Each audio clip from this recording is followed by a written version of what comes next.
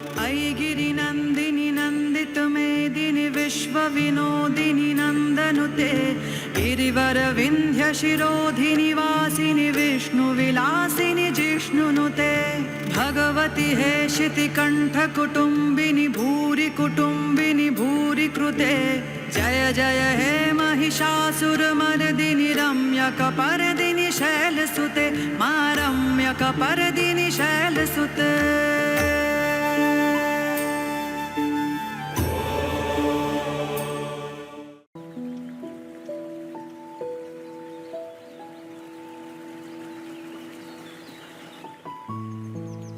नमस्ते, मैं दीपा चारेगांवकर मुंबई से हूँ। कोविड के कठिन समय में मेरे पति प्रमोद चारेगांवकर का एक गंभीर एक्सीडेंट हो गया और उन्हें ब्रेन हैमरेज हुआ। डॉक्टरों ने हमें केवल कुछ घंटे बताए और उनके बचने की बहुत कम उम्मीद जताई।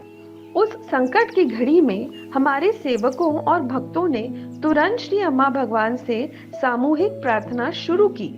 आश्चर्य की बात यह है कि इसके बाद उनकी हालत में धीरे धीरे चमत्कारिक रूप से सुधार होने लगा और वे सभी असंभव परिस्थितियों के बावजूद बच गए। डिस्चार्ज के बाद भी उनकी स्थिति बहुत नाजुक थी। वे पूरी तरह से अशक्त हो गए, 1 इंच तक हिल नहीं सकते थे और उनकी स्मृति पर भी गहरा असर हुआ।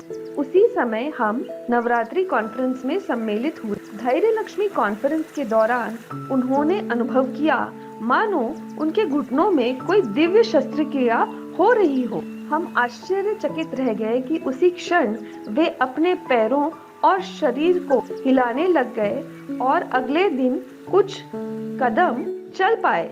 उसके तुरंत बाद हमें बहुत ही अच्छे फिजियोथेरेपिस्ट का मार्गदर्शन मिला। वॉकर की मदद से वे आसानी से चल पा रहे थे।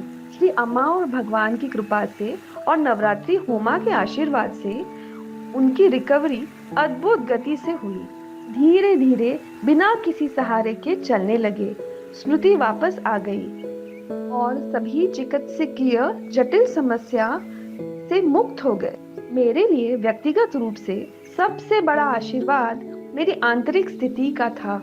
सामान्यतः पहले कोई भी कठिन परिस्थिति में मैं बहुत चिंतित हो जाती थी, लेकिन इस पूरी यात्रा के दौरान मैं शांत, निश्चिंत और गहरे विश्वास से भरी रही।